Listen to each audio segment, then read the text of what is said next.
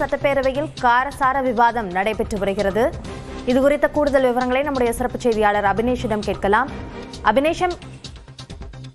அபினேஷ், என்ன விவாதம் நடைபெறுகிறது? தமிழ்நாடு சட்டப்பேரவையில் இன்று இடைக்கால நிதிநிலை அறிக்கையின் மீதான விவாதத்தில் எதிர்க்கட்சித் தலைவர் எடப்பாடி பழனிசாமி கலந்து கொண்டு பேசினார். பல்வேறு குறுக்கீடுகள் பற்றியில பல்வேறு திமுக அரசின் மீது பல்வேறு விமர்சனங்களை முன்வைத்தார். மிக முக்கியமாக மாநில சுயாட்சி குறித்து தற்போது திமுக பேசுவது ஏன் என்று அவர் பேரவையில் கேள்வி எழுப்பினார். மிக குறிப்பாக மத்தியில் பல ஆண்டுகளாக அங்கம் வகித்த திமுக தற்போது மாநில சுயாட்சி பேசுகிறீர்கள், அப்போது அங்கம் வகித்த அந்த நேரத்தில் நிறைவேற்ற என்ன நடவடிக்கை எடுத்தீர்கள் என்றும், மத்திய அரசின் மீது தற்போது பழி போட சுயாட்சி குறித்து பேசுகிறீர்களா என்றும் அவர் கேள்வி எழுப்பினார். மேலும் 15 ஆண்டு காலமாக மத்திய ஆட்சியில் அங்கம் வகிக்கும் போது உங்களுக்கு வாய்ப்பு இருந்தது, அப்போதெல்லாம் மாநில சுயாட்சியை அமல்படுத்துவது குறித்து எந்த நடவடிக்கை எடுத்தீர்கள் என்றும் எதிர்க்கட்சித் தலைவர் எடப்பாடி பழனிசாமி கேள்வி எழுப்பினார். இதற்கு பதிலளித்து பேசிய அமைச்சர் சிவசங்கர், இன்றைக்கும் அதற்கான தேவை இருக்கிறது, குறிப்பாக ஒரே நாடு ஒரே தேர்தல் என மத்திய அரசு எடுத்துக் கொண்டிருக்கக்கூடிய இந்த சூழலில் மாநில சுயாட்சியை மற்ற மாநிலங்கள் எல்லாம் வரவேற்கிறது என்றும் அவர் குறிப்பிட்டார்.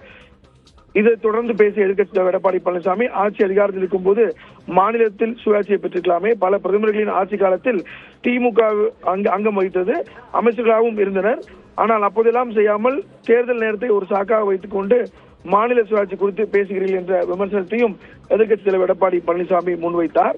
தொடர்ந்து இது தொடர்பான பேரவையில காரசார விவாதம் என்பது நடைபெற்றது. இதற்கு பதிலளித்து பேசிய அமைச்சர் ஏவா வேலு, அப்போதைய கலைஞர் அவர்களுடைய ஆட்சி காலத்துல ஓய்வு பெற்ற நீதிபதி ராஜமன்னார் தலைமையில குழு அமைக்கப்பட்டதை மேற்கோள் காட்டி அவர் பேசினார்.